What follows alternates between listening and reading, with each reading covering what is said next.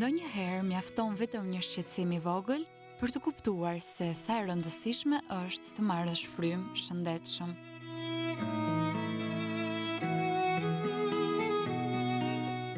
Vetëm nëse gjendesh në dyert e spitalit onkologjik, kupton se botën tënde e ndan vetëm një fije guxim nga përjetësia.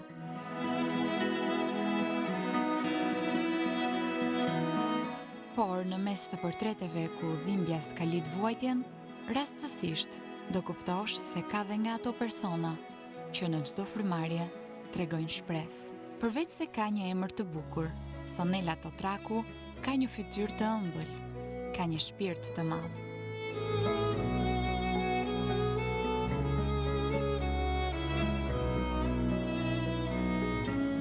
Por jo vetëm kaq.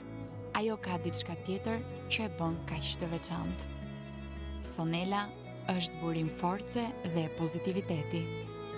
Historia e saj e dhimbshme bëri që ne ta takojmë nga afër për të kuptuar më shumë se çfarë ka ndodhur me të. Historia ime fillon rreth 7 vjet më përpara, në një mbrëmje në shtëpinë time, tek shikoja televizor, një mushkoj me bezdis, ta qelloj, dora ime prek një gjëndër që nuk ishte në përmasa të mëdha.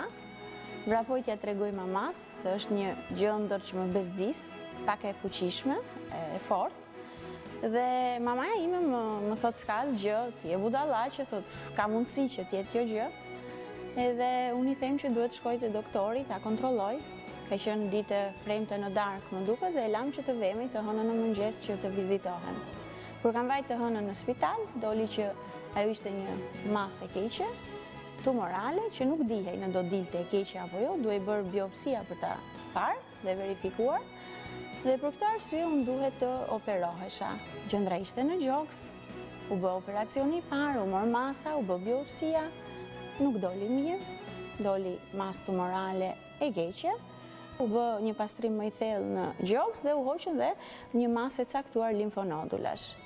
Edhe pse pesha e dhimbjes ishte më e madhe se ajo e trupit, Sonela nuk u dorëzua. Duhet të bëja kemioterapi, u bë dhe kemioterapia që normalisht shoqërohet përveç efekteve të bezdisshme në organizëm, shoqërohet dhe me efekte të shëmtuara në pamjen e jashtme, me rënjen e flokëve, rënjen e vetullave, qerpikëve, fytyra jote transformohet, merr një pamje komplet të shëmtuar, ndonjëherë e shef dhe veten para pasqyrës dhe nuk e njeh se kush është. Mendon se është e mundur, pse duhet të ndodh kjo gjë tek unë. Pavarësisht kësaj, shpesh më kuptonin që unë kam paruke, ndonjëherë edhe paragjykohesha, më ka ndodhur që të më qeshnin, por asgjë nuk ishte më e rëndësishme për mua se sa shëndeti im. Në këtë luftë për mbijetesë, Sonela nuk ishte vetëm. Ndoshta kjo ishte dhe arsyeja se si mundet një femër të jetë kaq e fortë pavarësisht gjithçkaje. Në shtëpinë time unë jetoj me familjen time të mrekullueshme, ata janë forca ime, janë të jashtëzakonshëm. Unë kam maman, baban dhe 2 motrat që më kanë mbështetur në çdo hap që unë kam bërë, në çdo kërkesë që unë kam bërë, në çdo ilaç që mua mund të më jetë dashur dhe për momentin nuk është gjendur. Kanë qenë forcë e jashtëzakonshme dhe sot e kësaj dite them me krenari që janë forca ime, janë mbështetja ime. Pa llogaritur që pastaj unë kam dhe maman që vuan po nga këto probleme, jemi 2 në familje dhe japim forcë njëra tjetrës, mbështesim njëra tjetrën. E sikur kjo të mos mjaftonte, Sonelës I bie si bombë nga qielli lajmi se tashmë edhe nëna e saj ishte sëmurë rënd nga kjo sëmundje e keqe. Sëmundja e rishfaqja e sëmundjes sime bëri që mamas time të zhvillohet në maksimumin e saj tiroidja. E kishte, po nuk e kuronte për faktin që të shëroj gocën një herë.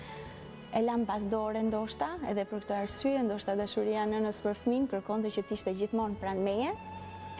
Ndodhi ajo që s'duhet të ndodhte, masa ishte, tiroidja kishte kaluar në një masë tumorale të keqe, që tashmë I kishte goditur shtyllën kurrizore dhe dëmtuar një nga rruazat e shtyllës. Dhe sot ajo e ka të pamundur lëvizjen. Ajo ka qenë tragjedia më e madhe e jetës sime, më shumë se sëmundja. Mami ishte forca, ishte ajo që më jepte kurajo, mami po më sëmurej dhe mami e lëshoi veten. Tha, ç'më duhet jeta mua tani, invalide, kam një vajzë të sëmurë, si doja dal. ajo ka qenë momenti që unë kam thënë do e marr unë për sipër, do luftoj për të dyja.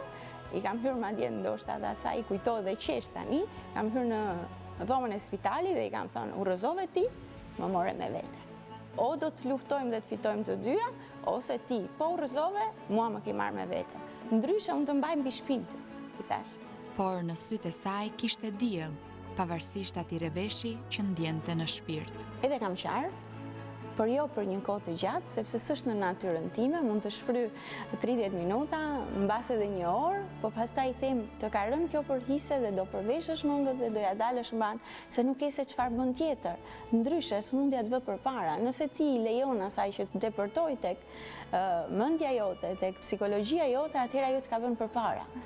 Duke besuar në këtë gjë, mendova që duhet të jem e fortë. Duhet t'ja dalë mban, kam lexuar shumë, mendoja që ka shumë njerëz që kanë mbijetuar, kanë shpëtuar. Pse duhet mendoj unë që do më gjej më e keqja? Sikur të ishte vetëm dhimbja fizike që duhet të përballonte, por jo. Ajo duhet të shqetësohej për gjithçka. Madje dhe si të mund të siguronte mjekimin e duhur për të përballuar atë sëmundje. Një problem, do më falësh Luna që unë dua ta them, është problemi i furnizimit me ilaçe. Kjo më shqetëson. Sepse të llogarisësh shpenzimet që kushtojnë për të shëruar një të sëmurë janë shumë. Mendoni që në familjen time janë 2. Kurat mujore mua më kalojnë shifrën e 1 milion në muaj të vjetra, dhe gjithmonë 100.000 lekë të reja nëse flasim me të reja, që do thot kam një sërum që bëj çdo muaj për kockën, Zometa quhet, dhe kam dhe një ilaç tjetër që prej 3 vjetësh e më tepër e blej vetë, Zoladex 3.6, por këto gjëra kushtojnë. Dhe shumë vetëm marramëndse, ne nuk kemi, ne jemi me të ardhura nga puna, jemi rrogtar, nuk kemi biznes që ne të kemi mundësinë të mbijetojmë nga ana financiare. Jemi detyruar të marrim kredi dhe shumë marramëndse e kredis që paguhet çdo muaj, vazhdon e rritet dhe asnjëri s'do t'ja di. Kjo është ndoshta ajo thirrja që do i bëja shtetit, ta mendoj mirë që ne vuajmë normalisht fizikisht dhe psikologjikisht, Ramon, na heqni stresin e ilaçeve. Është minimumi që dikush mund të bëj për ne. Sonela ka madhështi, sepse ajo është e thjeshtë, e për ta mbajtur këtë buzëqeshje në fytyrë, asaj duhet të sakrifikonte më shumë se veten. Më ndodhte që të shkoja në punë para dite, sepse unë nga puna s'jam shkëputur për asnjë moment, jam mësuese. Dhe mbas dite duhej patjetër që unë shkoja në onkologjik të bëja rrezatimin që vazhdonte sikur pas kemioterapisë. Dhe asnjëherë unë nuk jam dalur, s'kam pushuar. Por kur u duk se pas shiut doli ylberi edhe në jetën e Sonelës, një tjetër diagnozë u duk të shfaqej. I kisha kaluar 2 vjet e gjysmë nga smundja ime dhe shpresova që mori fund çdo gjë, ju riktheva jetës, flokët u rritën, çdo gjë ishte në normalitetin e saj. Dhe unë vura re që ajo ishte rishfaqur, një masë më pengonte, më bezdiste, më shqetësonte, deri diku më shkaktonte dhe dhimbje. Dhe unë paraqitem sërish në spitalin ku isha operuar dhe kuruar dhe i them doktoreshës që shiko se kjo masa është rishfaqur, unë mendoj që smundja më është rishfaqur. Më bën një eko, më vizituan, më thanë jo s'është e vërtet, më bën dhe markuset, çuditërisht dolën mirë. S'është e vërtet, më thanë, nuk e asnjë gjë, janë mbetje të operacionit. Kaluan 3-4 muaj, kur vajta në kontrollin rutin pas 3 muajsh se i bie, më thaj që të është rishfaqur dhe jo vetëm që më është rishfaqur, po gjëndra kishte vajt në parametra 3 cm. Ndërkohë që unë e kam zbuluar vetë, pa doktor, më të vogël se një, unë çdo 3 muaj bëja kontrollet, bëja vizitat, bëja ekografit, bëja markuset tumorale që e zbulojnë sëmundjen që në gjak, dhe gjithmonë më dilin mirë. Aty pa pritur shfaqet një gjëndër prej 3 cm-sh. Ishte rënim total për psikologjinë time, mendova tani kam marrë fund vërtet. E pabesueshme, por e vërtet. Disa që mbajnë bluzën e bardhë të mjekut, luajnë me fatin e njerëzve. Një tjetër diagnozë kanceroze mbiu në trup. Doktoresha nuk duhet thoshte që nuk është e vërtet, nuk është, por janë mbetje operacioni, duhet thoshte të vërtetën, ashtu siç ishte, që unë ta përballoja vetë pastaj, jo të priste edhe në kohë, nuk e di se çfarë priste, sepse smundja sa më gjatë të qëndrojë, aq më keq është, gjëndra sa më shumë të qëndrojë në trup, aq më keq është për atë që e mban në trup, në organizëm, Dhe ajo ka qenë trembja ime më madhe dhe kur unë kam dalë jashtë shtetit, kam vajt në Bologna, madje kam takuar për fatin tim të madh shefin e onkologjikut të Bolognas, i kam drejtuar këtë pyetje. Të lutem, i kam thonë, më trego. E pranoj, nuk njoh gjëra nga kjo fushë, por të lutem më trego, a ka mundësi që një gjendër të zhvillohet brenda 3 muajve nga 0 në 3 cm? Dhe më ka thënë tekstualisht të fjalë. Unë personi në fjalë e kam kolege. Nuk e di se kush është, nuk e njoh. Por ty të kam paciente, më tha, dhe nëse kjo gjë do ishte bërë brenda 3 muajve, ti sot nuk je këtu që të flasësh me mua, sepse smundja duhet ishte aq agresive sa ty tashmë do të kishte rrëzuar. Fakti që ti ke qëndruar kaq e fortë dhe je këtu dhe ne po flasim bashkë dhe ti po më tregon për smundjen, do të thotë që nuk ka qenë ajo ka qenë prej kohësh aty dhe nuk është bërë për 3 muaj, është e pamundur që zhvillohet për 3 muaj. Kjo ishte ajo që mu tha atje. Por forca që ka Sonela është e jashtëzakonshme. Besoja në forcën time, në kurajën time, isha bërë tamam si ato femra që luftojnë për të drejtat e tyre, tani e drejta ime ishte e drejta për t'jetuar dhe duhet t'ja dilja mban. Shumë e fuqishme dhe e flisja e bashkëbisedoja si kur asgjë s'kishte ndodhur.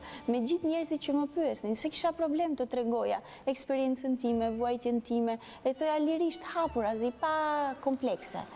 Sepse nuk mendoj që ishte një kërkesë e imja, kjo gjë ishte një fat që më ra dhe duhet të mësoj të bashkëjetoj me të. Këtë i thash vetes dhe këtë kam bërë gjithë këto vite.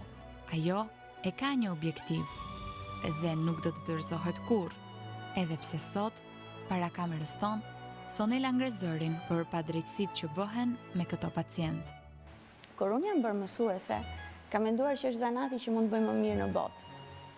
Dhe i kam thënë, kur ti ke veshur atë bluzën e bardhë, ke marrë përsipër jetë njerëzish. Në profesionin tim nuk rrezikoj jetë njerëzish, por ama unë punën time bëj me ndërgjegje duke ditur që edukoj brezat e rinj. Ju në punën tuaj kam thënë, keni të bëni me jetë njerëzish, mos e vish bluzën e bardhë nëse nuk e mban dot. Në spitalin onkologjik nuk ka as mjekimin e nevojshëm minimal që ju duhet këtyre të sëmurëve, e aq më tepër që shpesh nuk ju jepen të duhurat, duke i zëvendësuar me të tjerë që shkaktojnë edhe efekte ansore të panevojshme. Kjo është stres më vete.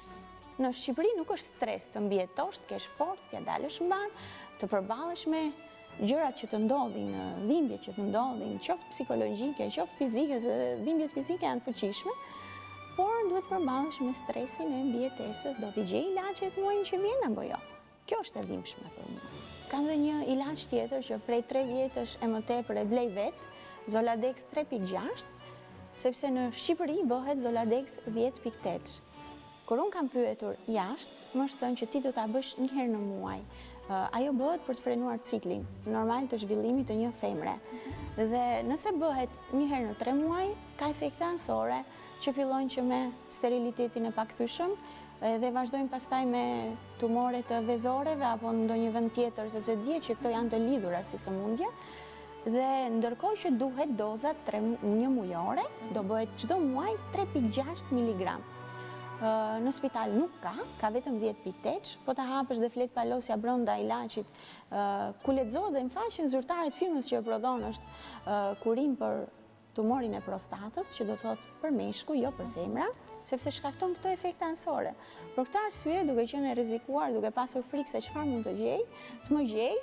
Duke pas kaluar shumë gjëra në jetën time, mendova që s'ka gjë le ta shpenzon dhe një gjë plus. Unë do ta blej ilaçin, e kam blerë, vazhdoj dhe e blej. E bleni vetë? I blej vetë. Madje sot mora lajmin tjetër që sot duhet bëja zometën, nuk ka në spital, baba im ka vajtur, nuk ka për mua, s'ka për maman time, ne jemi 2 që i bëjmë në shtëpi. Vetëm njëra më fali, kushton 500.000 lekë vjetra. Nëse i blejmë të dyja vetëm 1 milion.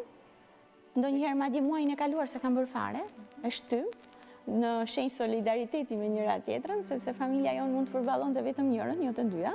Dhe mamaja donte që ta blija unë. Normalisht unë dua që ajo të ngrihet në këmbë, jo të qëndroj ashtu siç qëndron. Jo, dhe në shenjë solidariteti se bëm asnjëra, pritëm pas 1 muaji doli, por vetëm një. Tani më duhet të bëjmë ilaçin tjetër, sot duhet ta bëj serumin, në spital nuk ka.